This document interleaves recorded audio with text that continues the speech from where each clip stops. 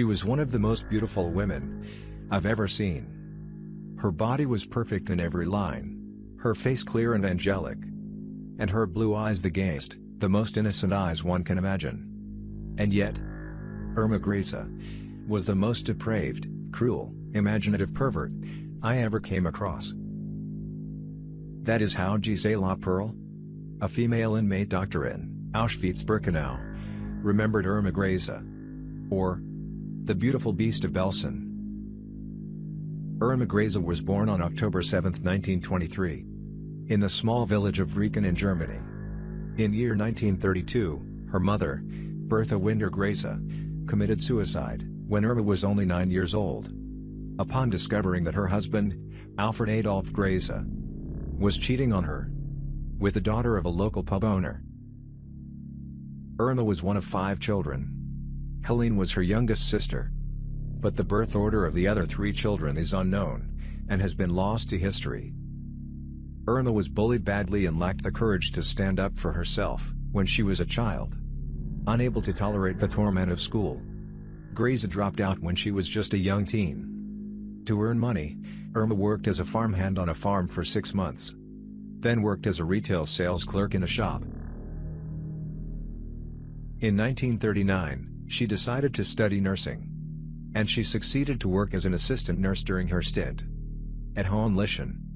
But apparently, she didn't do well enough to become a full-fledged nurse. Irma was told to use her talents elsewhere. So that, she joined the SS as a conscript of the SS Officerinnen, which is female guards at the concentration camps. She was trained in 3 weeks at Ravensbrück, and felt as though she had reached a major milestone and achievement in her life at that moment. At age 19, Irma Grese was ready to enter the next camp, and received orders transferring her to Auschwitz, near Krakow, Poland. In May 1944, Irma was promoted to Oberaufseherin, the second highest rank an SS Aufseherin could achieve, and given command over 30,000 women prisoners in the camp. She became notorious in this role, and is remembered by many survivors as wearing heavy boots and carrying a whip and pistol. She is also remembered for her physical beauty. Survivors dubbed her the beautiful beast, the blonde angel, and the blonde angel of hell. She had natural blonde hair and blue eyes, and wore expertly tailored uniforms. Irma used her whip and pistol to punish inmates for the slightest infractions of camp rules, and was fond of lashing well-endowed women across the breasts with her whip. Many of the women developed infections in their breasts from injuries caused by the braided wire end of her cellophane whip. So that, Irma ordered the doctors in the camp to operate on these women with an unsterilized knife, and without any anesthesia. Irma was enjoying the sight of this human suffering, especially when the women were screaming in agony. She also employed 1 or 2 huge dogs as part of her brutal reign in the women's camp. Survivors recall her riding around camp on a bicycle, with a dog at her side, accompanying the female inmates on their 16-kilometer trek to work. If they couldn't keep up with the column, she ordered her dog to attack them without mercy. Among Irma's other notorious exploits at Auschwitz was tying the legs together of a woman about to give birth, and watching her agony. On one occasion, during the course of a selection of the camp arrivals, some attempted to escape and were noticed by Grese. She beat the majority with her hands and kicked them with her boots. Per various recollections of survivors, she is said to have killed at least 30 people per day.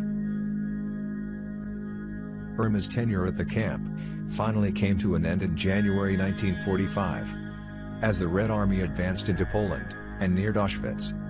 She was transferred this time to Bergen-Belsen in March 1945, where the food, housing, and sanitary conditions were abominable. Irma's cruelty toward inmates became even worse in Belsen. There, Irma was known to make prisoners kneel for long periods of time. Prisoners also had to hold heavy rocks over their heads during long roll calls. They were also often forced to stand for hours in snow, ice, and rain from 3 a.m. to 9 a.m. If someone did not stand up straight, she would beat the prisoner with a rubber truncheon until the prisoner was unconscious. She also greatly increased the death counts by ordering selection parades as she had in Auschwitz. Even though she worked at the camp for only 3.5 weeks, she was so cruel that the prisoners dubbed her the Beast of Belsen. On April 15, 1945, a British armored division reached the camp and discovered Irma and the other Aufseherinen. But they did not immediately arrest them like male counterparts. They ordered them to bury the 10,000 corpses lying around the camp. On April 17, 1945, Irma was finally arrested with the other Aufseherinen and temporarily imprisoned in a training academy, about 3 kilometers from Belsen. On June 16, 1945, Irma was indicted, with 44 other Belsen personnel on charges of murder and ill-treatment of prisoners at Belsen and Auschwitz. The trial opened on September 17, 1945, and lasted 54 days. Each defendant was issued a paper placard with a number to wear during the trial. Irma was number 9. Even during her trial, Irma generated the most attention because of her beauty and rumors of her monstrous crimes. On November 17, 1945, Irma was found guilty and sentenced to death by hanging. On 13 December, 1945, at 10:03 a.m., Irma was hanged at the age 22 years old. To end up the story of the worst murderer of the 20th century. She was the youngest Nazi war criminal hanged, and also the youngest person ever hanged by the British during the 20th century.